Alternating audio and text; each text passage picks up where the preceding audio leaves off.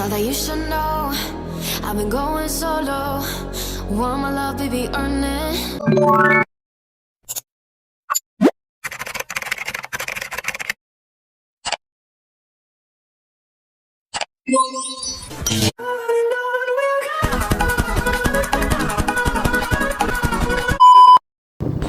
Hello everybody! Welcome back ulit sa ating channel. So today's episode ng ating buhay ay mag-adventure tayo. May pupuntahan tayong malayo. At tayo mag-long ride. Unexpected po ito kasi uwi kami sa amin. Tapos nadatnan namin yung pinsan namin dun sa highway. Tinanong namin kung saan sila pupunta. Ayun, nagkayayaan na. Gora na. Kahit wala pang wala pang agahan. Wala pang tulog din yung kuya ko na nagdadrive. Sige, Gora. Long ride yung hanap kaya tara. Charis.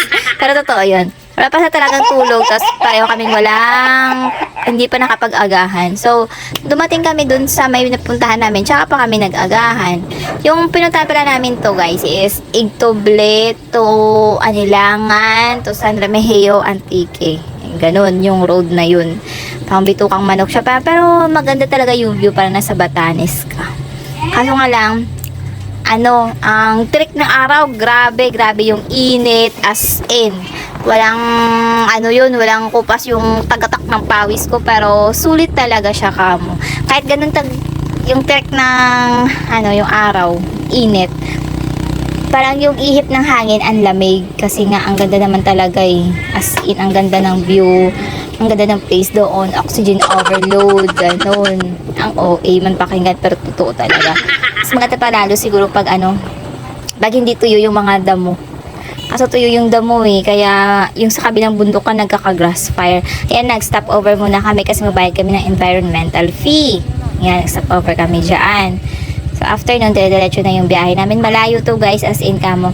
Sa city kami, umalis kami ng city for 4:30, 4:30, tapos dumating kami dun sa amin mga almost 7:45.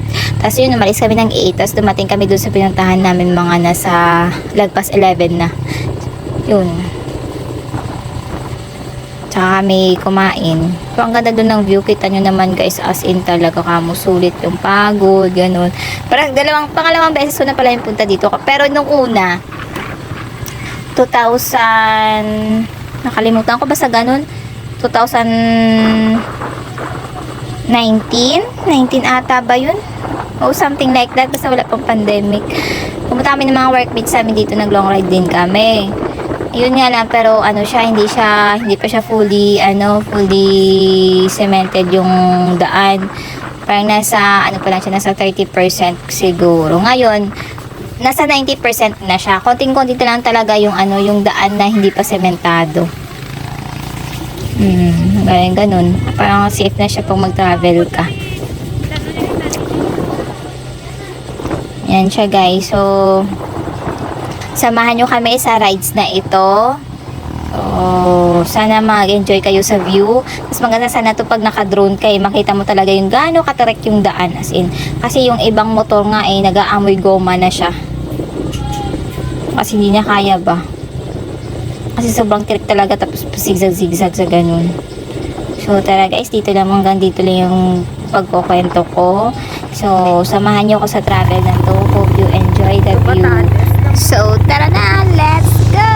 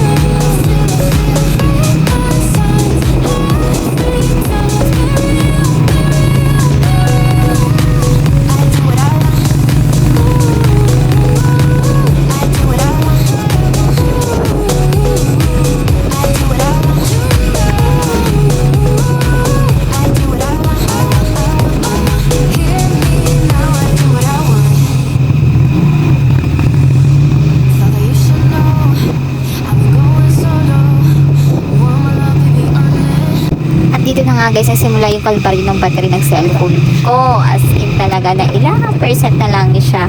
Kaya hindi ko na matapos tong pag-video hanggang sa pag-park namin. So, i-update ko lang kayo mamaya guys pag na kami. Tapos yung, asan yung unang stopover namin. So, see you na lang guys in a few minutes. Bye-bye muna.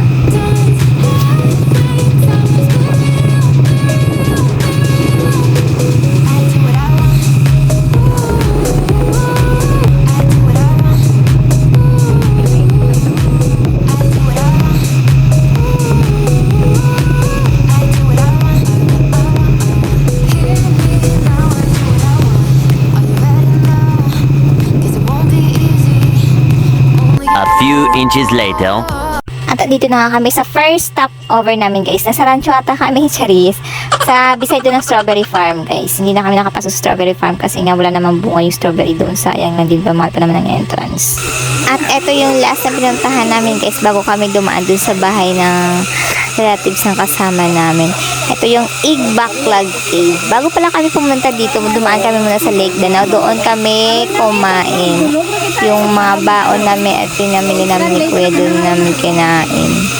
Sila nagtanghalian, kami nag-brunch ni Kuya doon sa ilalim ng puno. Tsaka hindi ako nakapag-video guys kasi busy na ang lola niya sa Kakalamon kasi nga gutom na. Anong oras na yun ni almost 12 na ata yun. Kaya hindi na ako nakapag-video at saka para masave na din yung battery ng cellphone ko. Ano yun guys parang namanganga ako kasi tagtuyot nga di ba nga tuyot na yung yung mga pag namatay na yung mga damo doon talaga sa may gitna ng bundok. May tubig, ang lawak pa. Hindi naman siya ganun kalalim. Pero may boat doon na parang namamangka-mangka. Parang ganun na for pictorial purposes. Hindi ako nakapag-video. Pero ang ganda doon siya. Ang lamig-lamigin ng ihip ng hangin. So, tara guys, samahan niyo ako. May mata ka ba nung at explore itong Igbaklag Cave. So, let's go! Magtaka kayo guys kung ano yung tumutunog. Yung pa insekto ba yun o anong uli ng hype. Hindi ko maano sa Tagalog. Pero ayun guys, medyo maingay siya. Ibang tunog na. Pero carry lang din. So, tara na. Pagpila na tayo, pasok tayo sa kuweba. Ay, sabi pala ng tour guide, buhay dutong bato kasi lumalaki tumataas siya. Pero sabi ng pamangkin ko, ito sa tectonic plates daw kaya siya tumataas. So, ewan ko kung saan dun, basta ganun lang. Basta yung ating gagawin ngayon is papasok tayo sa loob at i-explore natin kung ano yung loob ng Igbaklag Cave. Kaya yan, kailangan natin tumawid dyan sa may tulay. So, slowly but surely lang tayo guys. Yan yung papasok, yung entrance ng kuweba. Ang liit lang ng door niya, diba? Yung opening niya, ang liit lang. We're going inside. Ganun siya kaliit. Mas lalo pa doon pag sa exit na. Kailangan talaga slim ka pag pumunta ka dito. Para siguradong kakasya ka. So, tara guys, samahan nyo kami. Explore natin to. Yan. Yung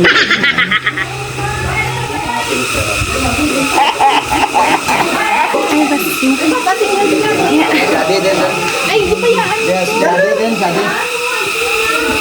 Ano? Pinagura mo. Ito, nagis, sir.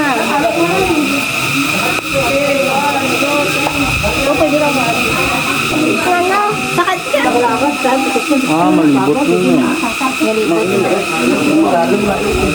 Lalo, nabigyan mo rin. At yan na guys yung pababa. So tandaan na kami dyan kasi medyo madulas yung bato. Okay na yan, importante. Sigurado. Yan guys. So, tapos mas lalong maliit tong nito, yung butas ng kuweba. Yung isa exit part niya. Yung iba nga tumatagilid eh. Kaya bawal talaga yung chubby dito kasi baka hindi makalabas. O yan na, tingnan nyo. Yan siya guys. Diba?